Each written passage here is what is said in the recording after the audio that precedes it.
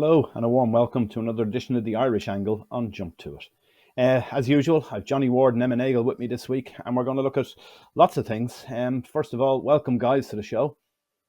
Thanks, Vinny. Thanks. Now, we might start off with the flat, because the flat is back. We had the Lincoln in Ireland last week. We've got the Lincoln in England this weekend. I see there's only one Irish entry in it, which is a bit surprising, and that won't even get a run, I don't think. So we're looking at an all-English Lincoln, whereas the Irish one was won by an English-trained horse. And Emma, you went to Ballydoyle yesterday. Your first time there. Big experience, I'd say. Yeah, the flat came around so quick. It's kind of hard to believe for kind of that time of the year again. But it was brilliant. It was some experience to see it. I think someone described it as Disneyland for horses, so it stayed right too. The setup there is just incredible. Like, we arrived there, it was still dark, and you just saw the lights up along the gallop. It was just the kind of attention to detail that goes into everything there is kind of something else to see. And you're kind of looking through. We got a sheet of different horses on the gallops. You're looking through them, and it's just kind of surreal to be kind of so close to it because I've been lucky to get to kind of a few of the bigger national hunt yards, but there's just something about the flat. It just feels a bit more. I don't know. It feels a bit more intense or something. There's just something about it. So no, it was brilliant to see it, and we got a tour of Coolmore then afterwards as well. So got to see a few of the sires. Little Big Bear was an interesting one we saw. I was actually expecting him to be completely different. We saw him last year being such a messer at the start of the races, jumping around the place, but he's like a big teddy bear down there now. Or not? Did I say Little Big Bear? Who did I mean? Blackbeard, sorry. The pirate. Different one. Blackbeard, sorry, yeah. Little Big Bear. I don't know why I had him in my head, but Blackbeard's down at Coolmore now, and he's like a baby. So yeah, they have some life there, the horses, in fairness. And what did you think of the conformation and that of all the horses in Ballydoyle? Like, they're different gravy to what your dad had trained, I presume, or to most of the ones you'd see in most of the yards. I remember going back years ago, there was a Curragh meeting, and I was coming out at the end of it. It must have been early season, and I was walking out by the old parade ring in the Curragh, and there was a girl there who used to train, Irene Oakes. She's in France now, but at the time she was training on the Curragh, and I remember walking by and saying, "You okay, Irene?" Because she was crying. And it was because there was a whole load of Ballydoyle horses were going out to gallop after racing. And she was crying because they were so beautiful compared to the ones she was trying to train. All her ones were crooked and had wind problems and everything else, and patched up this way and that way. But these were all absolutely perfect specimens. So I presume you saw plenty of them yesterday. Yeah, there wasn't too many looked out of place there now, in fairness. Everything kind of looked perfect. It was like a different world up there, really. And what was your takeout from it? Is there a horse we can all lump on now when it comes out in a 2-year-old race in a couple of weeks? Well, obviously we missed the boat in Augusta Rodine. He was kind of the one that everyone was talking about afterwards, Aidan talking about the Triple Crown and this and that. But it was interesting because I liked Little Big Bear last year, but every time he seemed to bring him up, he kind of changed the subject and went to Augusta Rodine again, which was interesting. The 2-year-old that he was most keen on was Alabama. Definitely kept coming back to him. I think he's a brother to Sioux Nation. So yeah, Alabama and Augusta Rodine were his two most obvious ones. I think he's kind of biggest horse for this season, I suppose. Yeah, that's interesting about the Triple Crown horse, Augustus Rodine, because Little Big Bear and him, they're both joint favourites at the minute for the 2,000 guineas, so the bookmakers can't split them, but yet Aidan seems to be able to split them pretty easily. Johnny, What did you make of it? You weren't in Ballydoyle yesterday, but you've been there before. It's some setup, isn't it? Yeah, I think, to be fair, some of the photos that emerged now did give an illustration. It is quite a spectacle. Like, these yard visits, I've been involved in owning horses down the years, and yard visits at this stage of my life, I can kind of half take them or leave them. Now, I wasn't able to go to Ballydoyle, but it's quite an experience, all right, and it is. Seeing Aidan at close quarters, to see how he interacts with staff and to see how he knows all the horses' names, despite the fact, and I've made this point before, like, if you have 70 Galileo horses there with white faces, I mean, they look extremely alike. Not to mind the fact that horses to me look alike anyway, and Aidan is like easily able to tell them apart. And it's interesting. I know Emma mixed up the two horses there, but wasn't it Little Big Bear that he gave us his 2-year-old to follow last season and got him beaten on debut as well? So sometimes these 2-year-olds can be really, really good and get beaten first time out. But I have to say, I love this time of year, Vinny. I love the flat coming back. As a bit of a traditionalist, I kind of prefer the Curragh on the Sunday being the start of the flat season and that 2-year-old maiden being the start. And I like the fact that as much as obviously the race was on the Saturday this year at the Curragh, they had the 2-year-old maiden had a well back favourite ridden by Kevin Stott for a trainer going places by Wootton Bassett. So there were lots of things going on, and it's interesting you mentioned Augusto Rodin as a Triple Crown horse, because that has become almost fancifully redundant in recent years, and it would be great if he did go down that route and I suppose bring us back to the future in the sense of what used to be the creme de la creme of what a horse could do as a 3-year-old.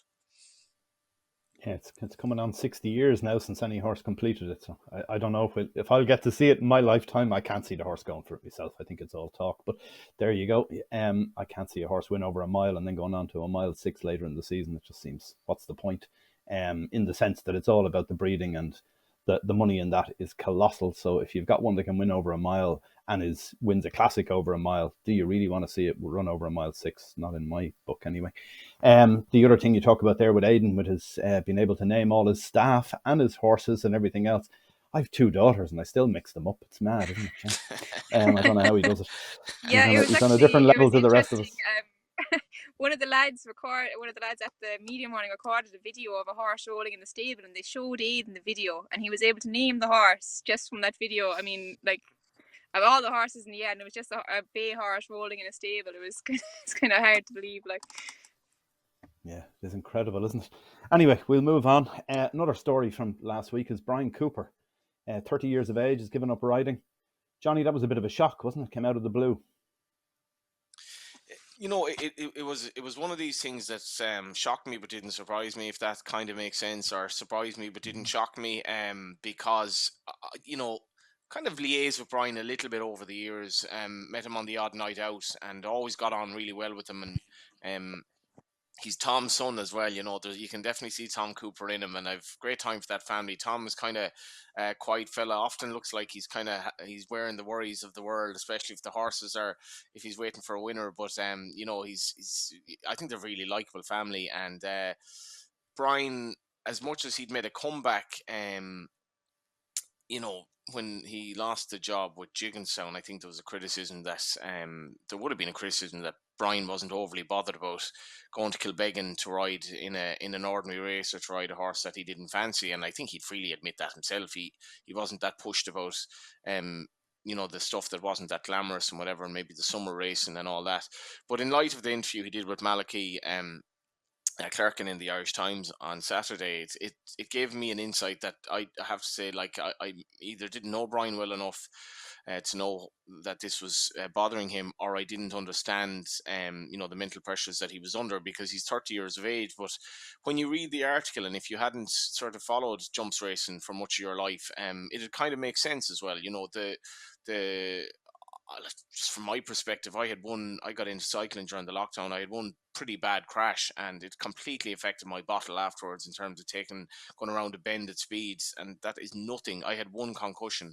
Can you imagine the injuries that Jack Kennedy has had at his age, and what Bryan had? Not to mind then the mental pressures of riding horses that were fancied to win. And I thought Eddie O'Leary's words were nice, that he thought he was riding as well as ever this season, but obviously in Bryan's head that wasn't the case. And I thought it was nice in the article, the people that were there for him, and the way people dealt with a high pressure situation, because it must be a horrible place for Bryan to be in, that he felt that he couldn't go on like that in Cheltenham, and that can lead to worse things than not being able to ride a horse and retiring. And I really do wish Bryan the best. He's an intelligent guy.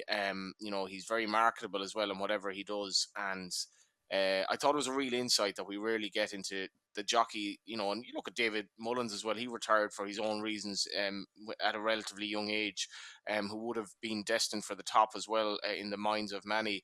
It's not straightforward for everyone, and I really do wish Bryan the best, and I know he's going to succeed in whatever he does.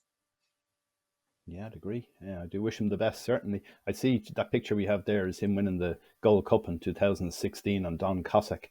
that same horse he rode 2 years earlier at Cheltenham and got a horrific fall.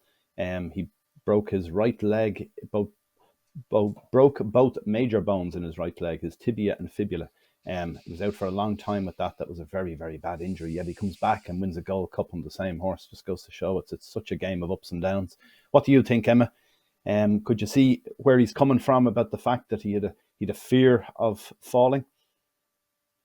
Oh yeah, I mean definitely, the bottle is such a massive thing for jockeys, and I'd say it's probably something like Bryan was very brave to give the interview. I think like it's probably something that's affecting an awful lot more jockeys than we know about. A lot of them probably would be kind of probably too nervous to even say it because it's their livelihood, and it's such a such a dangerous thing to do. And I think a lot of them probably even forget about that themselves. They just feel like they should have to be fearless, I suppose.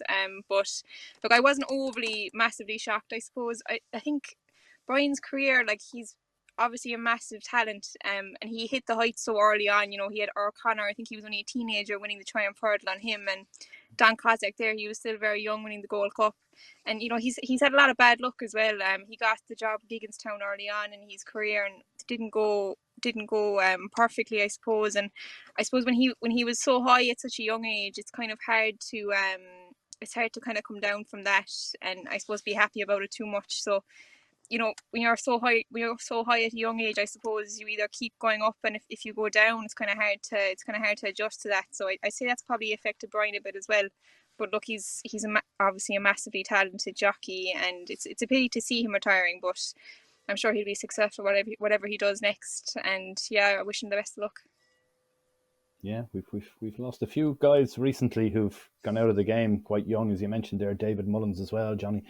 Like, it's a very tough sport, isn't it? And it's such a dangerous sport. You wonder how they do it at all, but those who do it, they do it so well and they do it so fearlessly all the time that you never question. When you watch a national hunt race, like whatever, we're watching the Grand National now, another whatever week and a half or so at Aintree, you never question that there's a jockey on one of those horses is afraid to come to the next fence. That's not something that you'd even consider. You talk about them, maybe their position was wrong, or they had the horse in the wrong place, went too soon, left it too late, or whatever it may be. But we never consider the fact that maybe they're literally scared stiff on the back of the horse coming to the next fence. But there you go. Maybe there is one or two others out there in the same boat as we speak. Moving on, Johnny, one thing I wanted to ask you about or discuss with you. William Hill this morning, we hear that they've been fined 19 million sterling by the gambling regulator in the UK for what they call widespread and alarming social responsibility and anti-money laundering failures. This is huge fine, first off, 19.2 million to any company. I don't care how big they are, global or whatever. But it turns out since the start of 2022, that's about 15 months, the gambling regulator in the UK has dished out 76 million in fines. We've got a new gambling regulator coming in Ireland, supposed to be here by the end of the year, the complete setup of it. This could be some money spinner for racing or for the government in general. I don't know whether it'll all come back to racing, hardly, but it's still significant, isn't it? That's talking about employing 110 people, I think, our Irish gambling regulator. So what do you make of that, Johnny? 19.2 million in fines. It's some fine for a big company. Yeah, and I mean, I'm sure there are a lot of honest punters who like literally can't get 25 quid each way on horses who now wonder, well, if you're able to pay out 19.2 million, why can't you lay bets to, normal honest punters, of which there are many who are restricted, and maybe that's for another day. But I think there's a good example here to the Irish regulator, and I would have done an interview with Minister Brown, who was in charge of bringing in the regulator, and I thought that I thought he was fairly on top of his brief. I can't even remember when we did this now, but maybe about 2 years ago. But I thought he was reasonably on top of his brief, and I thought his heart was in the right place in terms of what needs to come in here.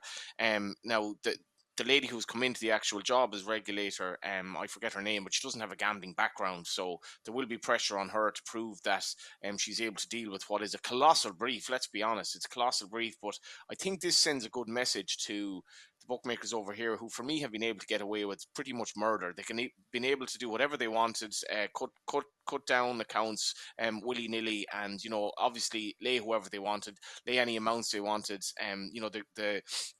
the affordability checks I'm not a fan of at all, but at the same time in Britain they've definitely tried to kind of curtail the negative effects of gambling.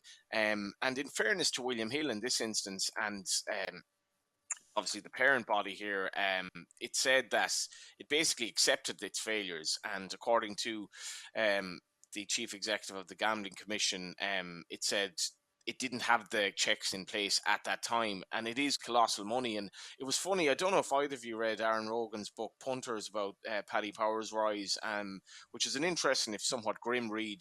It speaks about John Gilligan going into betting shops and literally just laundering money left, right and centre, and at that time you could essentially do whatever you wanted. I'd seen him do that in betting shops, would you believe? Yeah. Had you? No way. Yeah. Yeah, I did. I've seen him do it, yeah. And I know the fella who was with him doing it too, who a lot of people watching this may know too, who's actually still involved in the game. But there you go. Yeah. We'll have to have a chat. We'll have to have a chat off record. But you know, when you think about that, Finney, and how you were able to do that with absolute abandon. To be fair, I think the bookmakers in this country, I think they are on the right road to accepting more social responsibility. And I think there has been a bit of a sea change. But this is a good example to the regulator over here of what can be done. And this money will go to good use in Britain, whatever it goes to. And I'm not sure what it's going to go to. Some good causes anyway. But it's startling figures. I think the biggest punishment ever meted out in Britain. Yeah, a couple of things there, Johnny. First one is, right, you're saying, they learned from this, the bookmakers and all the rest, and they've got the right side of it. William Hill were fined 6.2 million in 2018, so they didn't learn too many lessons after that 6.2 million, because they got fined another 19.2. Then the other thing you mentioned, which I agree with, we hear this all the time from punters saying, oh, you can't get on. As soon as you have a winner, you're restricted and all the rest of it. Three different individuals opened new accounts with William Hill, which is part of what this fine was about. One customer opened a new account and bet 23 grand in the first 20 minutes. So whoever's having a problem getting their 20 quid on should open an account with William Hill. They could have had whatever they wanted on in that first 20 minutes at least. Another guy or person, 18 grand in 24 hours. Another one, 32 grand in 2 days. Like these figures are absolutely insane. Nobody should be allowed to bet that sort of money, no matter who they are. I don't care what money you have. Like, shouldn't be used on gambling, whatever you want to do with it. But it would seem a crazy thing to be allowing people to do that, and they did it without any checks of those people at all. Emma, what do you make of it? It's colossal money we're talking about here. Yeah, I mean, the figures you just mentioned there, it's kind of hard to wrap your head around this. And, all the chat these days is you can't get a bet on online. But yeah, it's hard to believe really that they'd allow that kind of money to be gambled in such a short space of time without any intervention. But look, it's definitely they have questions to answer over that. All the I've no problem with people gambling, but those kind of figures in such a short space of time, I think you have to ensure people are being responsible as well. I suppose, look, it all depends what kind of people you're talking about gambling here. If it's JP McManus putting on 23,000, I don't think it's going to be too big of a deal. But if it's maybe me or something on the street putting on 23,000, they should probably be stopping us. Look, it's probably do a whole podcast on the topic, but I think they definitely have questions to answer on that one, definitely. Yeah, all right. We'll move on to a slightly similar topic in a sense. There was a winner in England yesterday. Last race in Wincanton, backed from 25s into 5-2 at one stage, drifted back out to 11-2, trained by Ryan Potter, a horse called Ithaca. What's interesting here is that it used to be with Rona McNally, and he even got done for it one day down in Limerick, July last year. Fined $2 grand. Rona McNally was fined, so hopefully he got a few quid back yesterday when they landed a bit of a punt. His appeal is due up soon. Johnny, what do you make of that yesterday?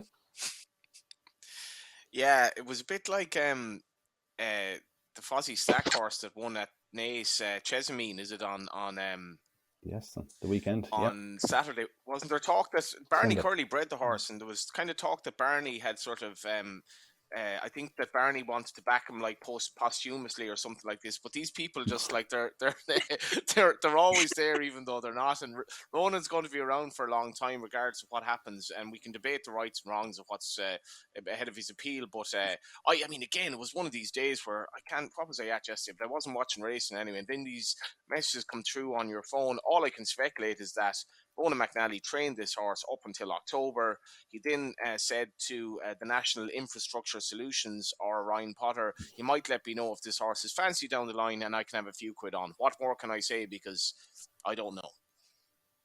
Yep, that's fair enough. I don't think any of us know, to be honest with you. Look, we'll try and wrap it up with giving people a winner that we saw from last week. Anything in particular, Emma, that caught your fancy last week you think might win next time? Well, I think that horse is actually entered on Saturday in a handicap chase.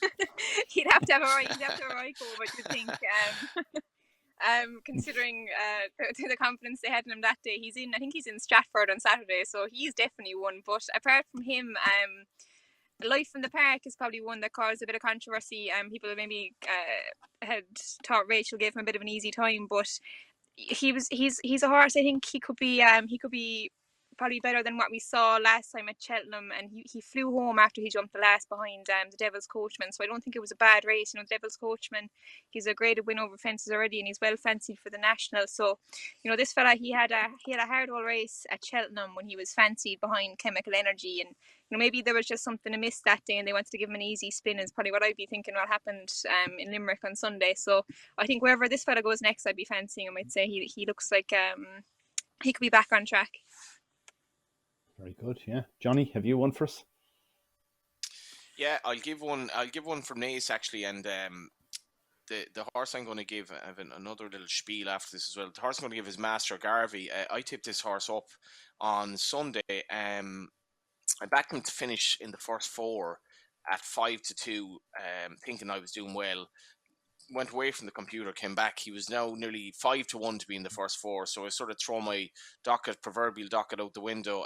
But he actually ran a really nice race. He's by Dragon Pulse. I think he's a full sibling to a winner on softish ground, and that was 5 furlongs. But he really stayed on well. It was quite an eye-catching run. I think Joe Murray's a good trainer, and Robbie Colgan was able to kind of just nurse him into the race, but I really like the way he stayed on. So he's a horse at obviously a modest level to keep an eye on. Just to mention that horse I mentioned of Fozzie Stacks. So Chesamine, he had what price did he go off? He went off 11-8 on Sunday he was running off 77, and when this horse started off in handicaps, so he started his first run in a handicap was at Dundalk on 27th of October 2021.